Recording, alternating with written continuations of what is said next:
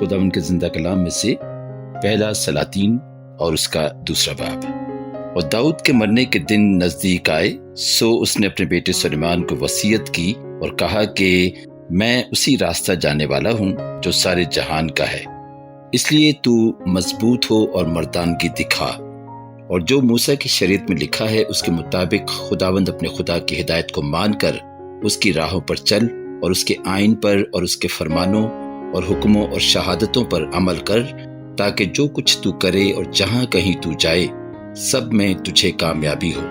और खुदावंद अपनी उस बात को कायम रखे जो उसने मेरे हक में कही कि अगर तेरी औलाद अपने तरीक की हिफाजत करके अपने सारे दिल और अपनी सारी जान से मेरे हुजूर रास्ते से चले तो इसराइल के तख्त पर तेरे यहाँ आदमी की कमी ना होगी। और तू आप जानता है कि ज़रूया के बेटे योआब ने मुझसे क्या क्या किया, यानी उसने इस्राएली लश्कर के 2 सरदारों नैयर के बेटे अबनीर और यत्तर के बेटे अमासा से क्या किया, जिनको उसने कत्ल किया और सुलह के वक्त खून जंग बहाया और खून जंग को अपने पटके पर जो उसकी कमर में बंधा था और अपनी जूतियों पर जो उसके पाँव में थीं लगाया।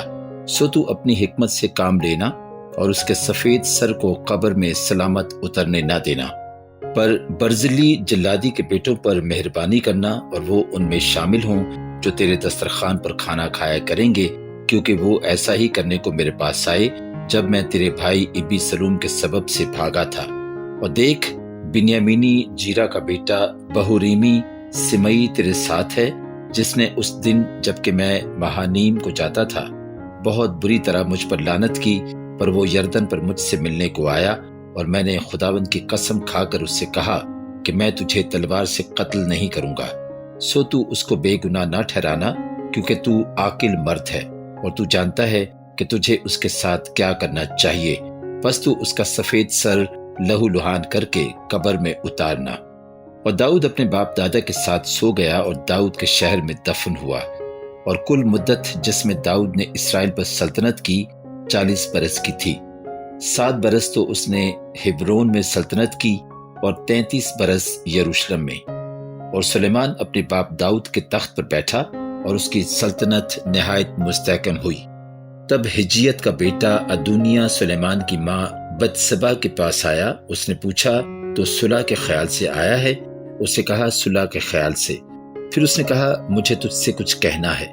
उसने कहा, कह। उसने कहा, तू जानती है कि सल्तनत मेरी थी और सब इसराइली मेरी तरफ मतवज्जो थे कि मैं सल्तनत करूं, लेकिन सल्तनत पलट गई और मेरे भाई की हो गई, क्योंकि खुदावंद की तरफ से ये उसी की थी। सो मेरी तुझसे एक दरखास्त है, ना मंजूर ना कर।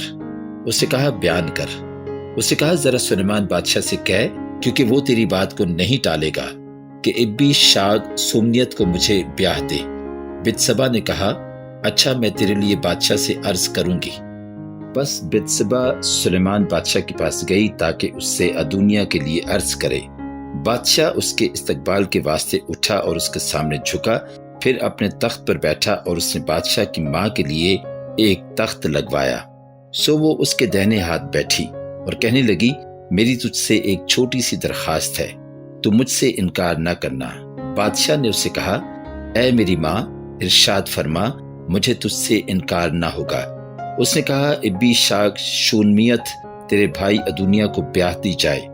सुलेमान बादशाह ने अपनी माँ को जवाब दिया कि तू इब्बी शाग शूमनियत को ही अदुनिया के लिए क्यों मांगती है? उसके लिए सल्तनत भी मांग, क्योंकि वो तो मेरा बड़ा भाई है, बल्कि उसी के लिए क्या, इब्यातर काहिन और ज़रूया के बेटे योआब के लिए भी मांग। तब सुलेमान बादशाह ने खुदावंद की कसम खाई और कहा कि अगर अदुनिया ने ये बात अपनी ही जान के खिलाफ नहीं कही तो खुदा मुझसे ऐसा ही बल्कि इससे भी ज्यादा करे।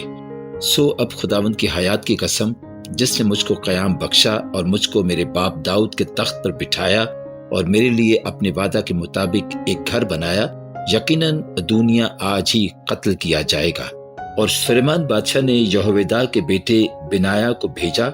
उसने उस पर ऐसा वार किया कि वो मर गया।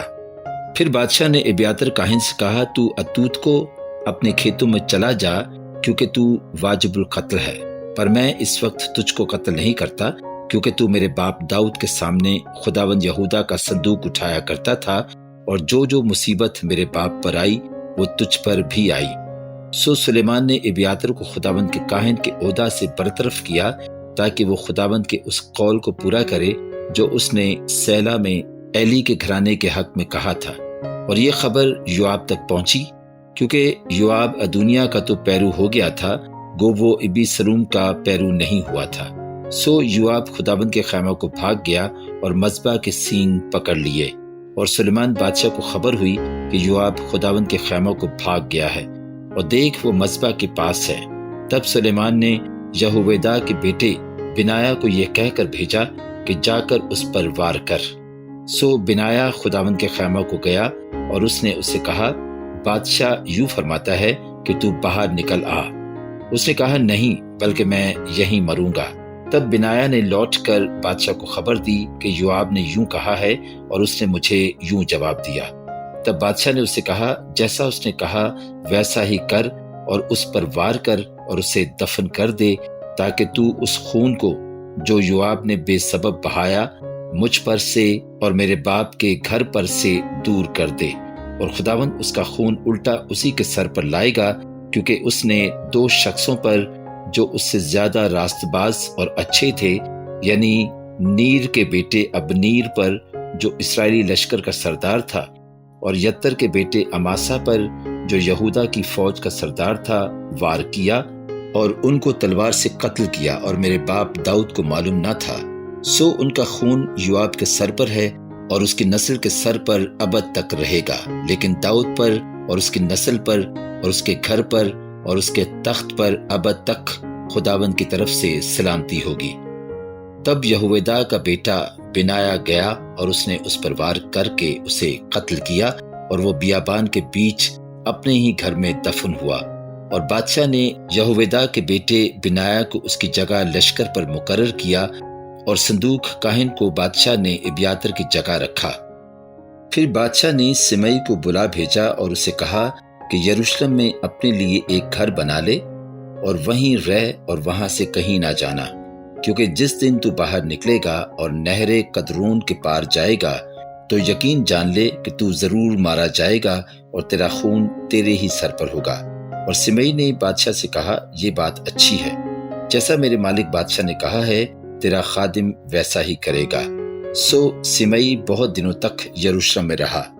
اور 3 برس کے آخر میں ایسا ہوا کہ سمئی کے نوکروں میں سے 2 آدمی جات کے بادشاہ اکیس بن ماکا کے ہاں بھاگ گئے، اور انہوں نے سمئی کو بتایا کہ دیکھ تیرے نوکر جات میں ہیں۔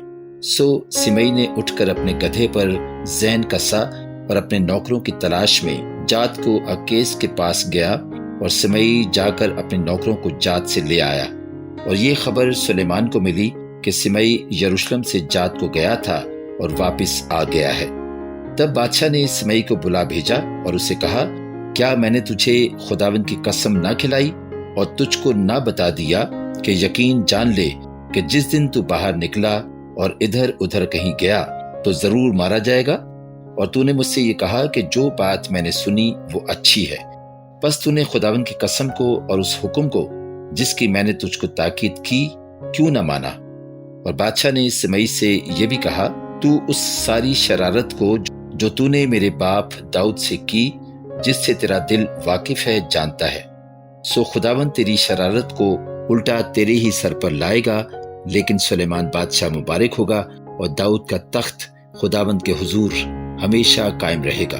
اور بادشاہ نے یہویدا کے بیٹے بنایا کو حکم دیا، سو اس نے باہر جا کر اس پر ایسا وار کیا کہ وہ مر گیا، اور سلطنت سلیمان کے ہاتھ میں مستحکم ہو گئی۔